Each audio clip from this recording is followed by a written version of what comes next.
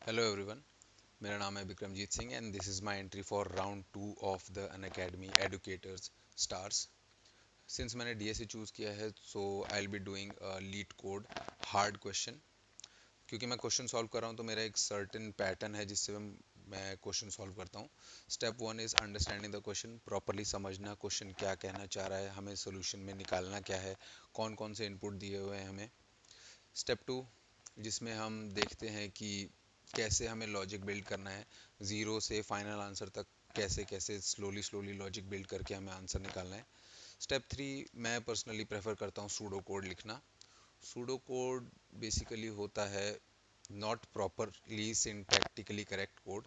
Syntax शायद उसमें गलत भी हो सकता है या सिंटैक्स हम शायद ना भी लिखें, बट वो बताता है कि हमें फ्लो ऑफ कोड क्या रहेगा, कैसे हमें कोड स्टेप बाय स्टेप लिखना है। वो लास्ट स्टेप होता है एक्चुअल कोड लिखना। तो without wasting any further time let's step into the question. ये है लीड कोड का हार्ड क्वेश्चन, क्वेश्चन नंबर 42, जो कि एरेज टॉपिक को बिलोंग करता है, जिसका नाम है, इजीली आप देख सकते हैं, ट्रैपिंग रेन वाटर। ओके, 10 बार क्वेश्चन पढ़ के और टाइम वेस्ट करने से अच्छा है एक ही बार आराम से क्वेश्चन पढ़ते हैं और स्लोली स्लोली देखते हैं कि क्वेश्चन हमें क्या कहना चाह रहा है। एक ही बार पढ़ेंगे, आराम से पढ़ेंगे, सब समझ आ जाएगा। Given n non negative integers, यानी कि हमारे पास कुछ नॉन नेगेटिव यानी पॉजिटिव इंटीजर्स दिए हुए हैं। कितने दिए गए हैं? n। Representing an elevation map, जो कि दिखाते हैं एक elevation map. Elevation map basically कुछ नहीं है, एक सिंपल बार ग्राफ है हमें दिया हुआ है। ठीक है, आप यहाँ पे देख पा रहे होंगे जो ब्लैक एरिया है वो बार्स को रिप्रेजेंट कर रहा है। Elevation map where the width of each bar is 1। अच्छा है कि हर बार की विड्थ 1 है, वरना अननेसेसरी कॉम्प्लिकेट हो जाता। हर बार की विड्थ 1 है, हमें क्वेश्चन दिया दिया गया। Compute how much water it can trap after raining. हमें निकालना है कि कितना वाटर इस एलिवेशन मैप में ट्रैप हो जाएगा बारिश के बाद। ओके, तो ये सिंपल एक बार ग्राफ है जिसमें अब ब्लैक एरियाज आप देख रहे हैं कि ये हमारे बार्स हैं। ओके, इनकी हाइट वेरिएबल है, इसलिए हाइट ऊपर नीचे होने की वजह से इनके अंदर पानी ट्रैप होगा ऑब्वियसली। आप देख भी रहे हैं जो ब्लू एरिया है वो पानी ट्रैप है। यहाँ पे हर जगह पे बार है। हमें शायद लग सकता है कि यहाँ पे फर्स्ट जो खाली है वहाँ पे बार नहीं है, बट वो बार है, उसकी हाइट भले ही ज़ीरो है। ये हाइट नाम से हमें एक एरे दी हुई है जो कि बताती है कि डिफरेंट डिफरेंट जगहों पे जो बार्स हैं, ज़ीरोथ इंडेक्स पे यानी पहली बार जो है उसकी हाइट कितनी है? ज़ीरो। फर्स्ट इंडेक्स पे उसकी बार की हाइट है 1। थर्ड इंडेक्स पे फिर हमें लग रहा होगा कि बार नहीं है, बट उसकी बार है, हाइट भले ही ज़ीरो है बट बार है। ओके, तो ऐसे ही हमें बताना है कि कितना पानी इसमें ट्रैप रहा होगा। ओके, इन हाइट नाम से हमें एक एरे दी है जिसमें सारी बार्स की हाइट दी हुई है। हमें सारा पानी एक्यूमुलेट करके कितना आता है वो आंसर, फाइनली हमें आंसर निकालना है। ये कुछ एग्जांपल दिए हुए हैं, इनपुट आउटपुट, एक्सप्लेनेशन कुछ खास नहीं है, बस वही जो मैं एक्सप्लेन कर चुका हूँ। कंस्ट्रेंट्स पे ज़्यादा लोड लेने की ज़रूरत नहीं है, बट हमें ये बता रहे हैं हाइट नाम की एरे की लेंथ n है, यानी कि n बार्स है हमारे पास। जो बार्स की संख्या है वो 20,000 से ज़्यादा नहीं होगी, और हाइट जो है कभी भी 1 लाख से ज़्यादा नहीं होगी, ज़्यादा कुछ नहीं। So without further wasting time, मैं प्रॉपरली थोड़ा लॉजिक बता देता हूँ कि क्वेश्चन कैसे प्रोसीड करेगा through pen and paper. So guys हम पेन एंड पेपर के साथ आ गए हैं। So the trick in any question that asks a final sum, जिसमें पूछा जाए कि फाइनली बताइए पूरा सम कितना होगा या फाइनली एक्यूमुलेटेड वैल्यू क्या होगी, जिसमें ऐसे सच क्वेश्चन में ट्रिक यही होती है कि हम ऐसा तरीका, एक ऐसा मेथड निकालें जो इंडिविजुअल कंट्रीब्यूशन बता सके। ऐसा मेथड जो इंडिविजुअल कंट्रीब्यूशन बता सके। अगर इंडिविजुअल कंट्रीब्यूशन पता लग गया, फिर वही मेथड हम सब पे लगाएंगे, हर बार पे लगाएंगे, और वहाँ से सारा जो भी रिजल्ट आता है उसको एक्यूमुलेट करके सम करके हमारा वही आंसर बन जाएगा। ओके, बट उससे पहले कुछ कॉर्नर केसेस देख लेते हैं।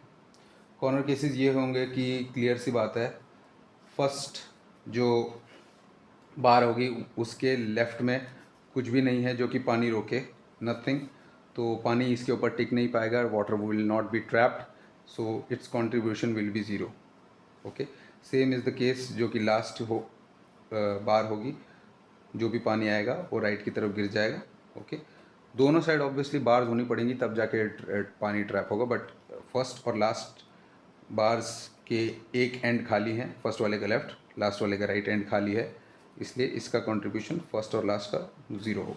ओके, बी सेकंड केस हमारा ये बनता है कि क्लियरली हम देख पा रहे हैं अगर हमारी कंसिडर्ड बार, जिसको मैं स्टार से डिनोट कर रहा हूँ, उसके लेफ्ट में जो बार है उसका लेंथ है L और राइट में जो बार है उसका लेंथ है R, वो दोनों छोटी हैं, यहाँ पे क्लियर केस में दिख रहा है।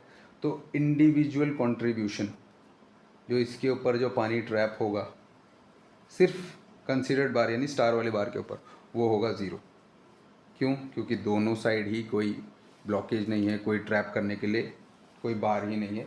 जो उसके हाइट से ऊपर हो तभी तो जाके वाटर ट्रैप होगा, बट ऊपर जा ही नहीं पाएंगे तो वाटर ट्रैप ही नहीं होगा। ठीक है, सी केस जो है हमारा आइडियल केस है। कंसिडर्ड बार स्टार से डिनोट कर दी, लेफ्ट में एक बार है उसका लेंथ है L, राइट में एक बार है उसकी लेंथ है R। ओके, तो क्लियर सी बात है, जब यहाँ पे पानी ट्रैप होना चालू होगा, होता जाएगा होता जाएगा होता जाएगा, एक पॉइंट के बाद दोनों में से जो भी बार छोटी होगी ऑब्वियसली उसके लेवल तक पानी भर जाएगा।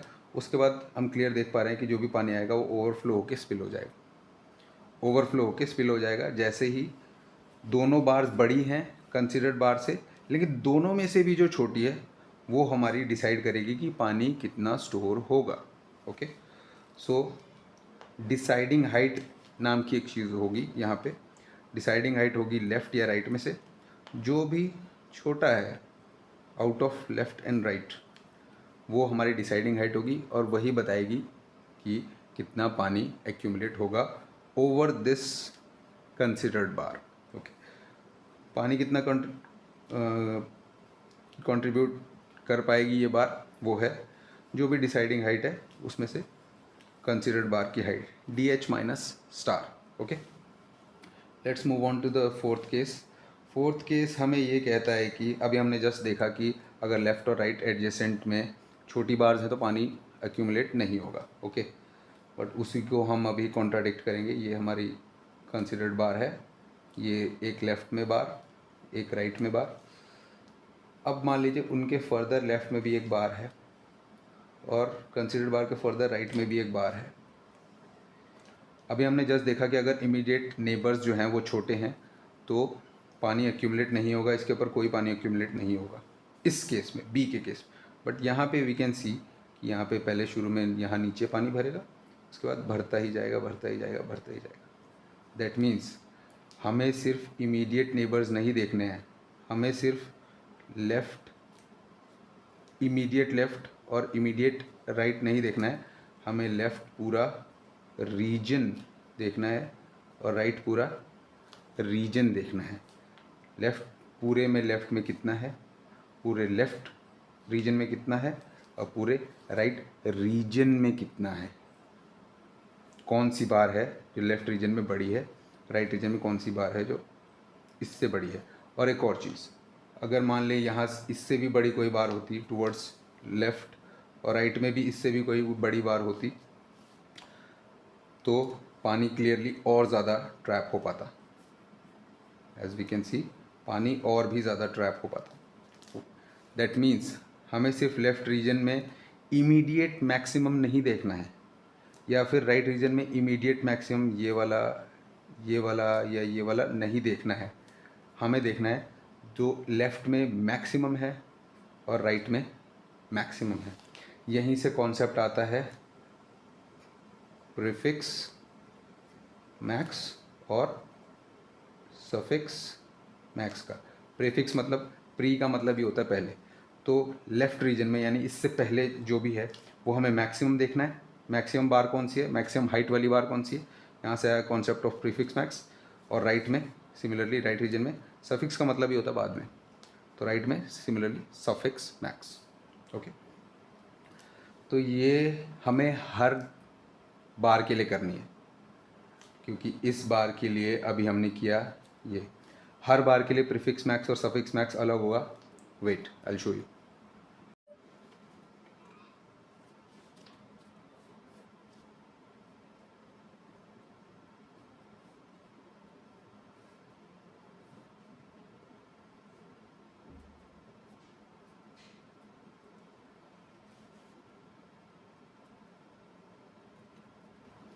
ओके, हर बार के लिए मैंने कहा कि प्रीफिक्स मैक्स और सफिक्स मैक्स अलग होगा. लेट्स से अभी ए जो बार हमारी कंसिडर्ड है, ए बार को हम कंसिडर कर रहे हैं. क्लियरली इसके लिए प्रीफिक्स तो कोई बार है ही नहीं, तो प्रीफिक्स मैक्स का भी सवाल नहीं होता. प्रीफिक्स मैक्स इसके लिए ये खुद ही होगी. इसके लिए हम ए ही लिख देते हैं. ए बार इसके लिए खुद के लिए प्रीफिक्स है. इसके लिए सफिक्स मैक्स मतलब कि आगे जो भी जितना भी रीजन है इसमें maximum bar which we can see clearly कि सी जो है वो सबसे बड़ी है, तो इसके लिए हम सी कर देते हैं. बी के लिए प्रीफिक्स मैक्स कुछ भी नहीं है. बी पहली बात तो पीछे जो पिछले वाला होना है वो बड़ा होना चाहिए. अगर वो नहीं है बड़ा तो आप खुद बन जाओगे. इसके लिए भी सबसे सफिक्स मैक्स सी है.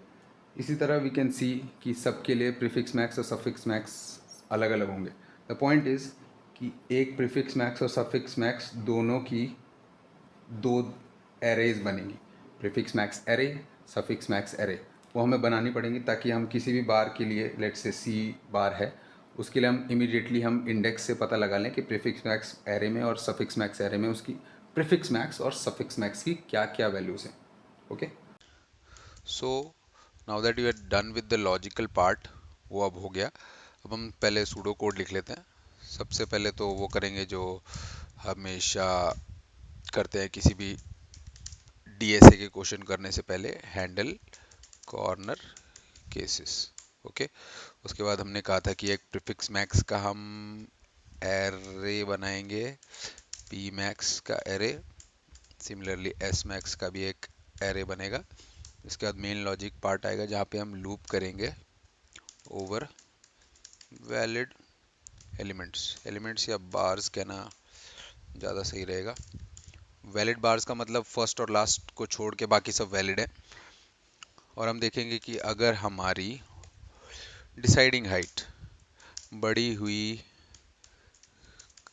करंट हाइट, करंट बार की हाइट से, तो हम क्या करेंगे, we will add its contribution. Okay, तो ये रहेगा हमारा सूडो कोड. अब एक्चुअली कोड कर लेते हैं. सबसे पहले तो handle corner cases. Corner cases में हमारे पास क्या हो सकता है, अगर लेट से कि कोई बार ही नहीं है हमारे पास, या फिर एक ही बार है. एक ही बार क्या ट्रैप करेगी, कुछ भी नहीं. बार ही नहीं है तो तब भी दोनों केसेस में बार है ही नहीं, तो ट्रैप वाटर ट्रैप कहाँ से होगा. तो दोनों केसेस में हमें कुछ पानी नहीं मिलेगा. दैट मीन्स सबसे पहले तो हमें देखना पड़ेगा कि हमें हमें वेक्टर दिए हुए है, तो पहले हाइट देख ले, हाइट की साइज कितनी है, ताकि हमें पता चल जाए कि वेक्टर के अंदर कुछ है भी या नहीं. ओके, अगर कुछ है ही नहीं या फिर एक एक बार है, तो हम बोल देंगे कि रिटर्न ज़ीरो, कोई पानी एक्यूमुलेट नहीं होगा. ओके, इसके बाद हम एक वेक्टर बनाएंगे, वो पी मैक्स एरे और S max array. Vector integer का ही रहेगा, पी मैक्स, जिसका साइज होगा एन, क्योंकि एन बार्स है हमारे पास. Every item is instantiated to zero. सारी वैल्यू शुरू में, सारी की सारी एन वैल्यूज शुरू में ज़ीरो हैं, एस मैक्स की और पी मैक्स की, दोनों की. ठीक है. प्रीफिक्स मैक्स के लिए पहला नहीं है, तो वो पहला जो है वो खुद ही बन जाएगा. ओके, इसके बाद प्रीफिक्स मैक्स में हम फर्स्ट वाला इग्नोर करेंगे. That means for int I equals to 1 से शुरू करेंगे, फर्स्ट इंडेक्स से, not from the zero index. First index means second element से. I equals to 1, I less than N, I plus plus. First index से लेके last index तक हम बोलेंगे कि पी मैक्स का जो आई है वो होगा मैक्स ऑफ अपना पी मैक्स का आई माइनस वन और साथ ही साथ जो करंट चल रहा है यानी कि हाइट का आई। ओके, सिमिलर ही होगा कुछ एस मैक्स भी। एस मैक्स लेकिन हम पीछे से शुरू कर रहे हैं, एस मैक्स का लास्ट वाला के बाद कुछ नहीं है, लास्ट वाले के राइट में कुछ नहीं है, तो राइट वाला will be equal to H E I height का भी लास्ट वाला। ओके, ओके, अब हम इसमें लास्ट वाले को इग्नोर करेंगे। इसमें कैच ये है कि हम इस बार रिवर्स में चल रहे हैं, उसमें आई प्लस प्लस हो रहा था, आई के बाद आई प्लस वन, आई प्लस टू, ऐसे। यहाँ पे आई पहले एन माइनस वन है, सॉरी लास्ट वाला तो हम इग्नोर कर रहे हैं, तो आई पहले n माइनस टू है, फिर वो n माइनस थ्री होगा, n माइनस फोर होगा, करते करते 4 3 2 1 0 तक आएगा। Okay, for int I equals to n minus two से I greater than equal to 0, जो मैंने कहा आई 0 तक आएगा।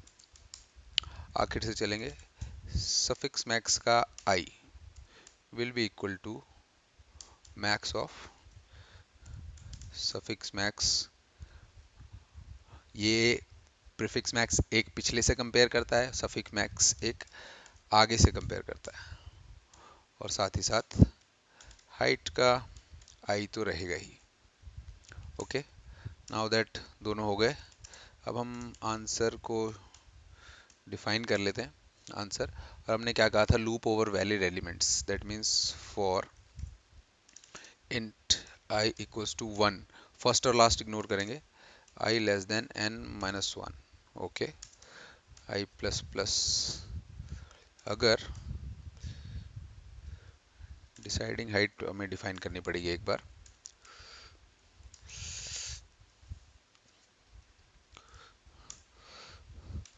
Int deciding height will be equal to बड़ी वैल्यूज दो दो साइड में, जो लेफ्ट और राइट में जो बड़ी हैं उनमें से जो छोटी है, मिनिमम ऑफ जो प्रीफिक्स मैक्स का जो आई है और साथ ही साथ सफिक्स मैक्स का जो आई है, उन दोनों में से जो छोटी वैल्यू होगी वो डिसाइडिंग हाइट होगी, और डिसाइडिंग हाइट अगर बड़ी हुई करंट हाइट से तो हम आंसर में कंट्रीब्यूशन ऐड करेंगे। कंट्रीब्यूशन कितना होगा, deciding height minus current height यानी कि हाइट का आई। ओके, और रिटर्न कर देते हैं हम आंसर। देखते हैं चला के कितने बग्स आए इसमें। ओके, पी मैक्स का आई, थोड़ा सिंटैक्टिकल एरर हो गया, कोई बात नहीं।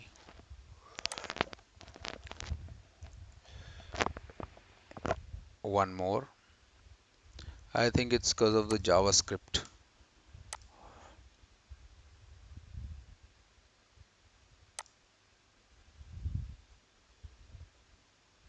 Okay, accepted.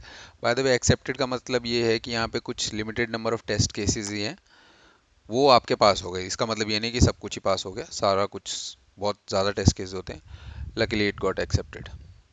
So yeah, I know it was a tough question, मैंने गलती से थोड़ा टफ क्वेश्चन चूज कर लिया, but it's okay. I hope I was able to explain it. If I had a board and a marker I would have been better, but कोई बात नहीं। Thank you.